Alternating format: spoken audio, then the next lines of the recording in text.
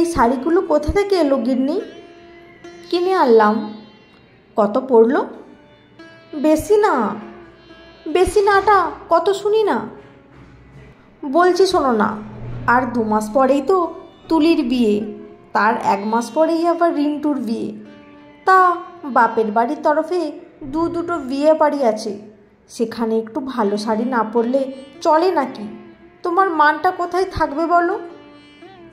আলমারি ভর্তি ভালো ভালো শাড়ি আছে তো কত, আবার কেনার কোনো দরকার ছিল কি খুব? ওগুলোকে ভালো শাড়ি বলে না। তোমার মা বেঁচে থাকতে থাকতে আমায় ভালো শাড়ি কিনতে দিতেন নাকি? একটু ভালো শাড়ি কিনলেই তো ওনার চোখ ঠাটাতো। আমার মাকে শুধু শুধু টেনে আনছো কেন? টানবো না? বেঁচে থাকতে তিনি হিটলারগিরি ফলাতেন আমার ওপর। এখন আবার তুমি শুরু করেছো দেখছি। হিটলারগিরির কি দেখলে শুনি? আমি তো শুধু জিজ্ঞাসা করেছি শাড়িগুলোর দাম কত। থাক, তোমাকে বলতে হবে না, আমি নিজেই দেখে নিচ্ছি। রিসিপ্টটা কোথায়? এই তো। এই না না, রিসিপ্ট দেখবে না। এই এ কি? 12,000! ও মা গো, তুলে নাও আমায়, এই মহিলা আমায় দেউলিয়া করে ছাড়বে। যত ঢং।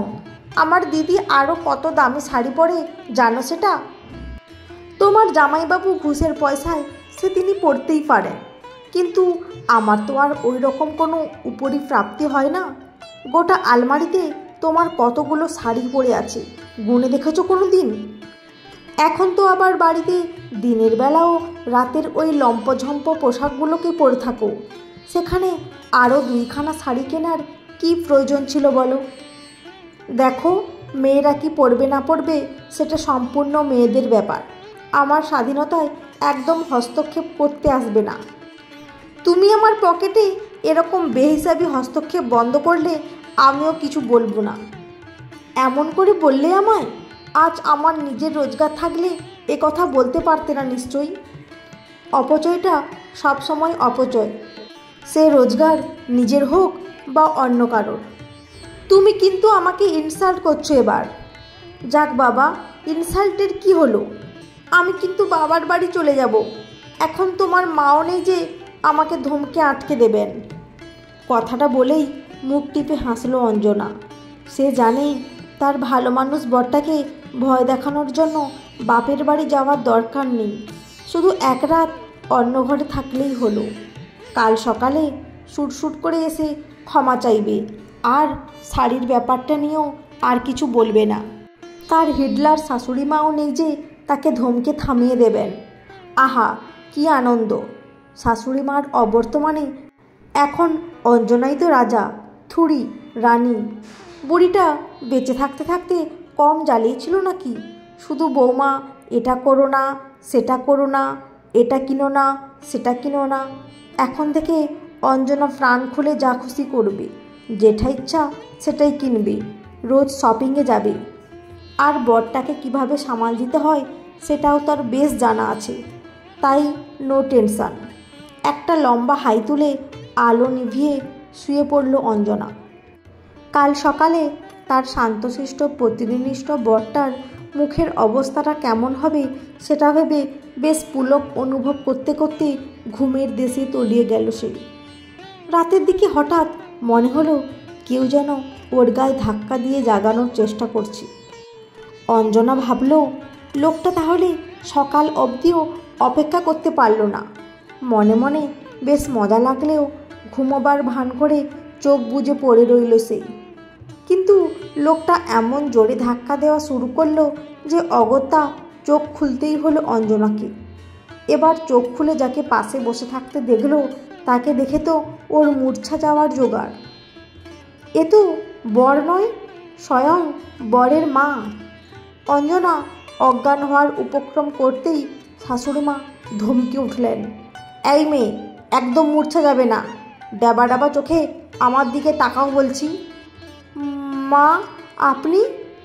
মা আমায় তোতলা কবে থেকে হলে শুনি? আমায় ছেড়ে দিন মা।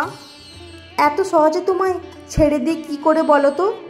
ছেড়ে দিয়ে তো দেখলাম আমার নিরীহ ছেলেটার ওপর কি অত্যাচারটাই না শুরু করেছো তুমি।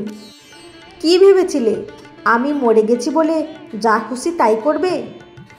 না মা, মানে না। আমার ছেলের সাথে ঝগড়া করছো কেন? আবার আমার ছেলেটাকে ইমোশনাল ব্ল্যাকমেইল করবে বলে আলাদা শোয়া হয়েছে? আমায় আমায় ক্ষমা করে দিন মা, আমি আর এরকম কখনো করব না মা, আমায় ছেড়ে দিন। তোমার যা হাবভাব দেখছি, ছাড়া তো তোমায় যাবে না বাপু। তা এখন যাও সে ঘরে। আমার বাছা বলে একলা ঘুমোচ্ছে। এক্ষুনি যাচ্ছি মা, এক্ষুনি যাচ্ছি। এক ছুটে ঘরটা থেকে বেরিয়ে এসে সুরেশের পাশে গিয়ে চুপচাপ শুয়ে পড়ল অঞ্জনা। সকালে পাশে অঞ্জনাকে দেখে সুরেশ তো হেসেই খুন। নানা রকমভাবে লেগ পুলিং করতে লাগলো অঞ্জনার। কিন্তু অঞ্জনা সুরেশের ওপর রাগ করতে গিয়েও চেপে গেল।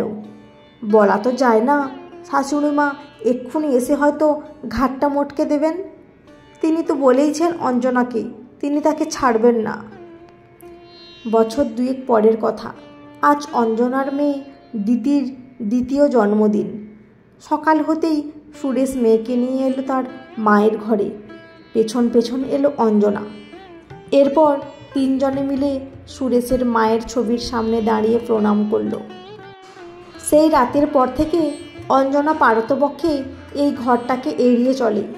যদিও সুরেশ বলেছে সেদিন পুরোটাই অঞ্জনার স্বপ্ন ছিল, তাও সেদিনের পরেও অঞ্জনার প্রায়ই মনে হতো শাশুড়ি মা যেন গোপনে নজর রাখছেন ওর ওপর।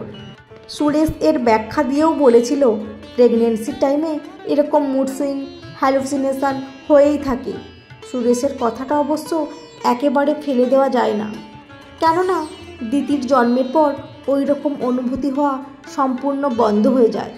কিন্তু তাও অঞ্জনা নিতান্ত প্রয়োজন না পড়লে এই ঘরটায় এখন আর ঢোকে না। আজ অবশ্য শাশুড়ি মার ছবিটার দিকে তাকিয়ে অঞ্জনার মনে হলো মিছিমিছিই সে ভয় পায়। যে চলে গেছে সে কি আর কখনো ফিরে আসে? নিজের মনে হেসে ঘর থেকে বেরোতে গেল অঞ্জনা। দিতি পেছন থেকে টেনে ধরল ওর ম্যাক্সি। অঞ্জনা মাথাটা ফিরিয়ে বলল, ছাড়ো মা, অনেক কাজ পড়ে আছে আমার। ছোট্ট দিতি মুখটা গম্ভীর করে বলে উঠল, তোমার যা হাবভাব দেখছি, ছাড়া তো তোমায় যাবে না বাপু। তা এখন যাও রান্নাঘরে, পায়েসটা আনো আমার জন্য।